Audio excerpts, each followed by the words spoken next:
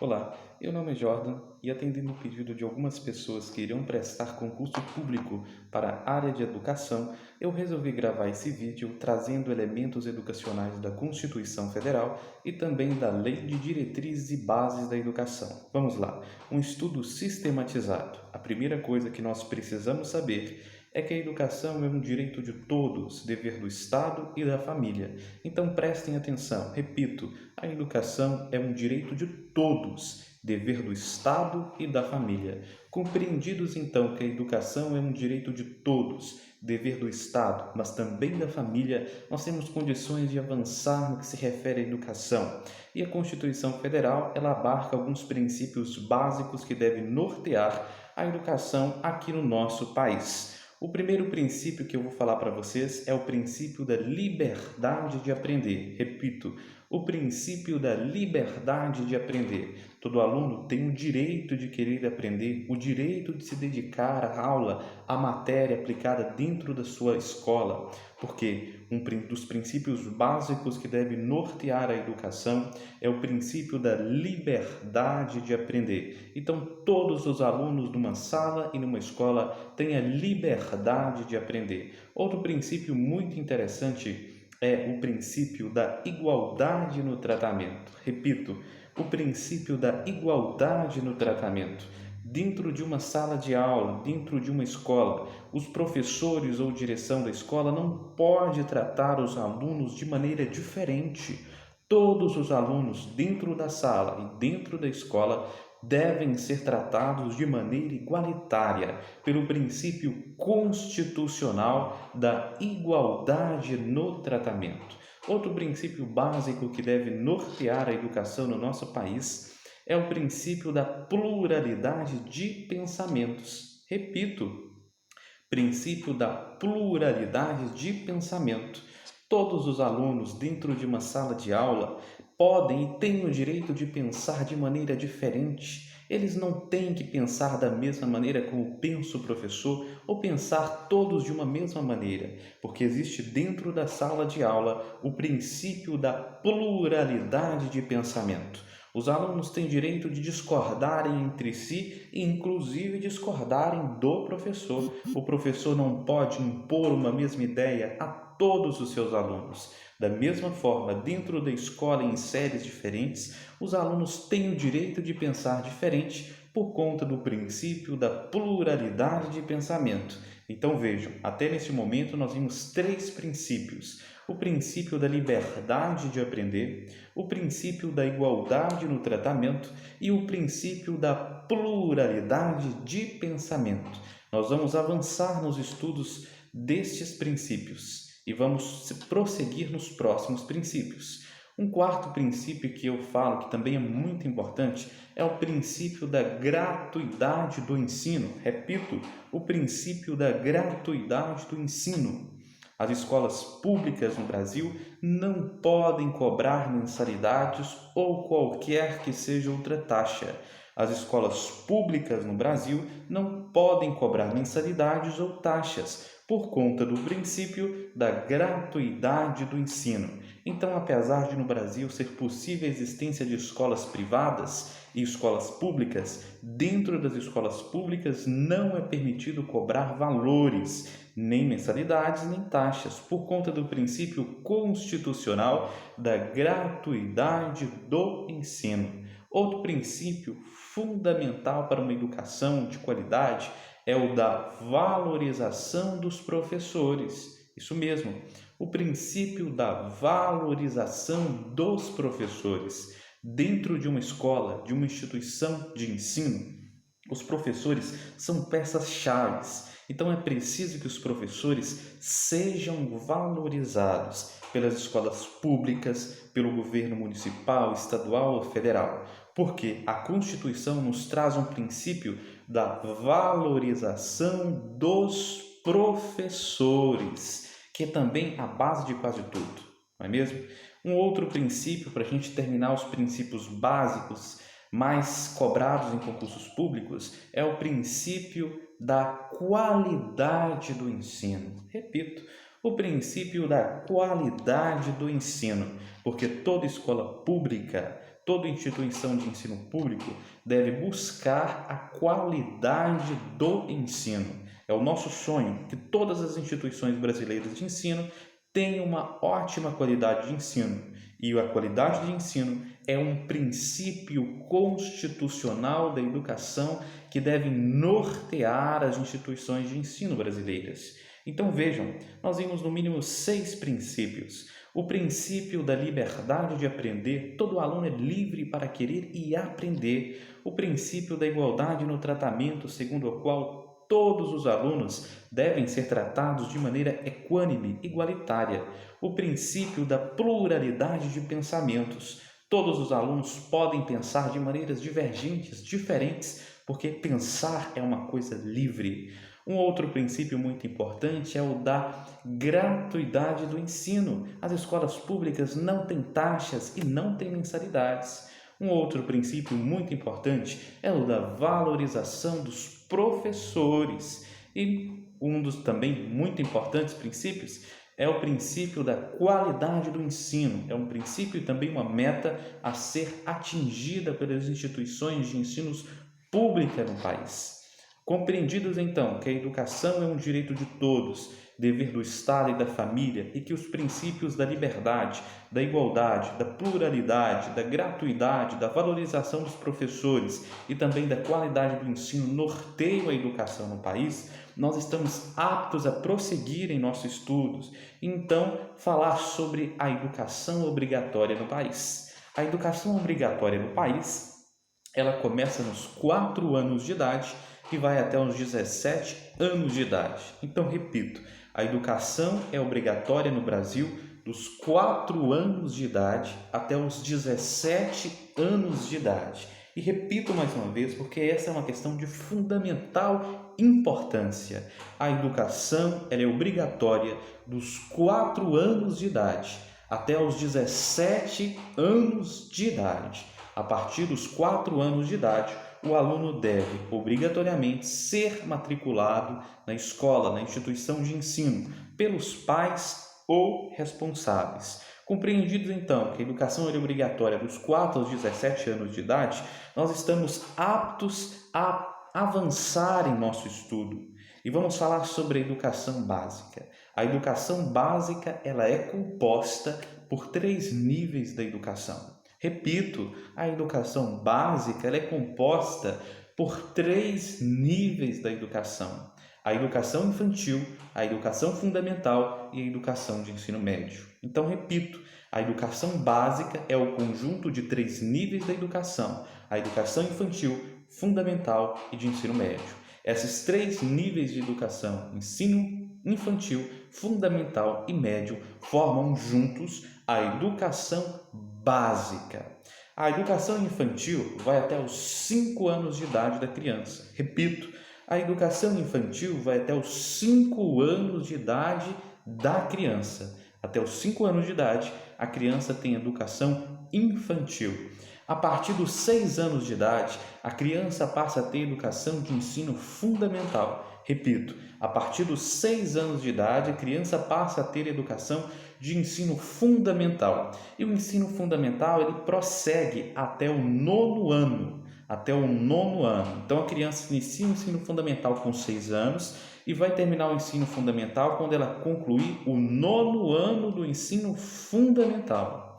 O ensino médio, ele é composto por 3 anos e o ensino médio inicia-se no 1º ano, um ano depois de concluído o ensino fundamental. Então, o ensino médio ele é composto por 3 anos e se inicia no 1º ano, um ano depois de concluído o 9º ano do ensino fundamental. Então, o que nós vimos? Nós vimos que a educação básica ela é composta por 3 níveis da educação. A educação infantil, a educação fundamental e a educação de ensino médio. Nós vimos que a educação infantil ela é até os 5 anos da criança e que a educação fundamental começa nos 6 anos da criança e vai até o 9º ano do ensino fundamental. Nós vimos que a educação de ensino médio ela tem 3 anos de curso, inicia-se no 1º ano, isto é, um ano depois de concluído o 9º ano do ensino fundamental. Então, a educação infantil, fundamental e média média compõem, segundo a Lei de Diretriz e Base da Educação, a educação básica. Perguntou para você o que é educação básica, você já sabe a resposta. Educação infantil, educação fundamental e educação de ensino médio. Compreendido isso, estamos aptos a avançar no nosso estudo. A criança de até 5 anos de idade, ela tem direito à educação infantil em creche e pré-escola. Repito, a criança de até 5 anos de idade, ela tem direito à sua educação infantil em creche e pré-escola. Por que isso? Porque as creches e as pré-escolas, elas são adaptadas ao recebimento de alunos crianças. As creches e a pré-escola são adaptadas, as salas de aulas, as carteiras, os banheiros, é tudo adaptado para receber crianças, o que talvez não se pode encontrar nas escolas de ensino fundamental. Por isso, por uma questão de adaptação, por uma questão de estrutura física, as crianças de até 5 anos têm direito a receber educação infantil em creche e em pré-escola, porque a creche e a pré-escola é estruturalmente adaptadas para receberem crianças, inclusive as salas, as carteiras e os banheiros. Compreendido então que as crianças de até 5 anos têm direito à sua educação infantil em creche e em pré-escola, nós podemos avançar no nosso estudo. Então, nós podemos compreender agora que a criança até o ensino fundamental, e o ensino fundamental é até o nono ano do ensino fundamental, as crianças até o nono ano do ensino fundamental, elas têm direito à vaga na escola mais próxima. Então, as crianças até o ensino fundamental, o nono ano do ensino fundamental, elas têm direito a vagas na escola mais próxima. Por que isso? Porque as crianças, tanto do ensino infantil como do ensino fundamental, ainda são muito novas, Elas ainda não têm um amadurecimento completo. Então, elas podem, no caminho da escola, até se perderem. Elas podem se perderem, porque as crianças do ensino infantil são pequenas, a do ensino fundamental ainda são adolescentes, então são pessoas muito novas, e as vagas em escolas mais distantes pode trazer prejuízos para a criança, ela pode se perder no meio do caminho. Então, por isso, do ensino infantil ao ensino fundamental é garantido constitucionalmente a vaga para a criança na escola mais próxima, para evitar, inclusive, que ela se perca no meio do caminho. E agora vamos avançar no nosso estudo. Vamos compreender o seguinte, que a educação ela vai ter investimentos dos 3 entes da federação. Os 3 entes da federação são a União, o Estado e o município. Os 3 entes da federação são a União, o Estado e o município. E a Constituição Federal, ela vai nos dizer que o município vai atuar, preste atenção, o município vai atuar prioritariamente na educação infantil e na educação fundamental. O município vai investir os seus recursos, a sua atenção prioritariamente na educação infantil e no ensino fundamental. Isso não quer dizer que o município está proibido de investir em educação de ensino médio ou superior, mas quer dizer que os recursos deles serão aplicados prioritariamente, com maior importância, com maior atenção na educação infantil e na educação fundamental. A Constituição Federal também nos diz que o Estado vai atuar com seus recursos prioritariamente na educação fundamental e na educação de ensino médio. O Estado vai investir prioritariamente os seus recursos na educação de ensino fundamental e de ensino médio. E a União vai investir prioritariamente os seus recursos em educação superior. A União vai investir prioritariamente seus recursos na educação superior.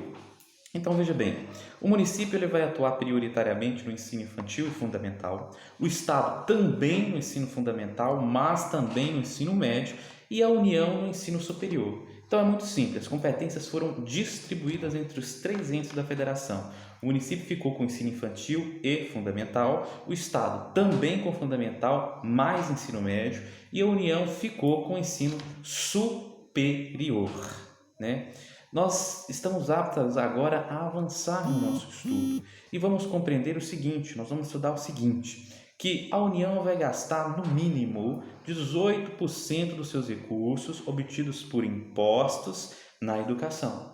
A União, que é o conjunto de todos os entes da federação, vai gastar no mínimo 18% dos seus recursos adquiridos por impostos em educação. Compreendidos que a União vai gastar 18% dos seus recursos adquiridos em impostos em educação, nós podemos avançar e compreender que o Estado vai investir no mínimo, quer dizer que pode ser mais, 25% da sua renda obtida em impostos na educação. 25% da sua renda obtida em impostos na educação. Da mesma maneira, o município ele vai investir no mínimo 25% das suas rendas obtidas em impostos em educação. O município também vai investir 25% das suas rendas obtidas em impostos em educação. Então, nós vemos o seguinte, que a União vai investir no mínimo 18% da sua renda adquiridas em impostos em educação. E o Estado e o município, cada um deles, 25% da sua renda investida em educação.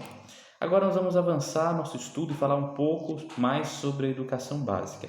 Nós vimos há pouco tempo que a educação básica ela é composta por educação infantil, educação fundamental, educação de ensino médio. A educação básica ela tem alguns direitos constitucionalmente garantidos, como os alunos da educação básica eles têm direito a material didático escolar, a transporte escolar, a alimentação e a saúde. Repito, os alunos da educação básica que compõem ensino infantil, ensino fundamental e ensino médio, eles têm direito a material didático escolar, a transporte escolar, a alimentação e a saúde. São 4 direitos: material didático escolar, transporte escolar, alimentação e saúde.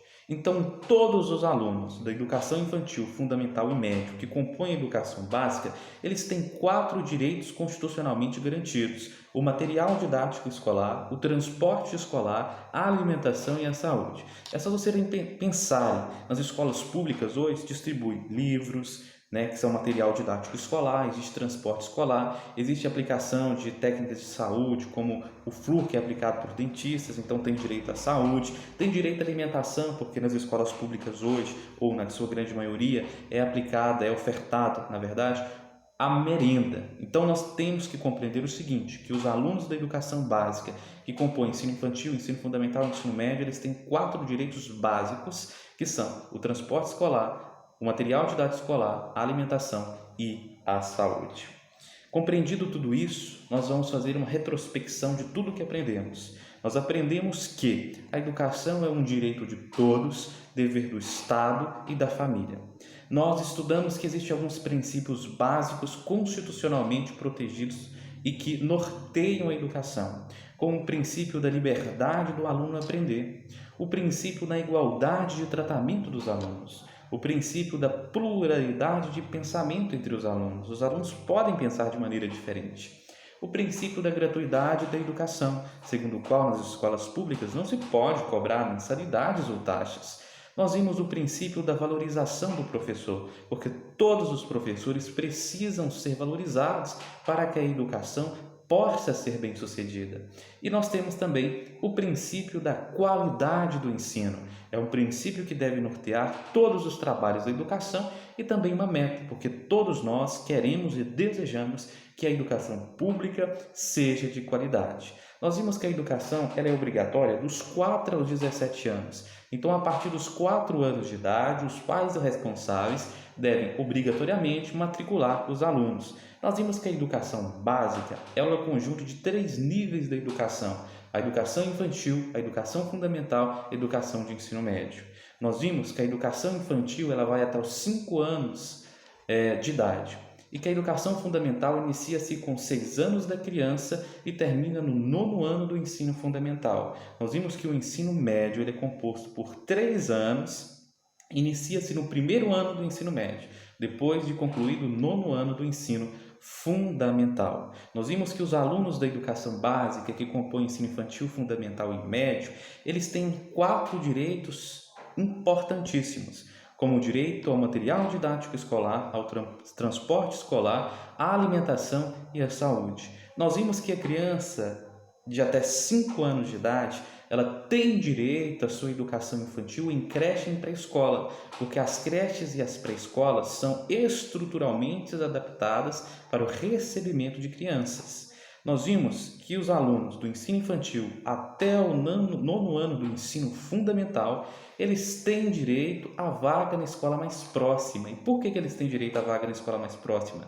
Porque caso a vaga seja uma escola longe da sua morada, ele pode inclusive se perder no meio do caminho e atrapalhar então o seu rendimento nos estudos por conta da distância casa-escola, não é? Nós vimos também que o município vai atuar prioritariamente na educação infantil e na educação fundamental. O Estado vai atuar prioritariamente na educação fundamental e no ensino médio.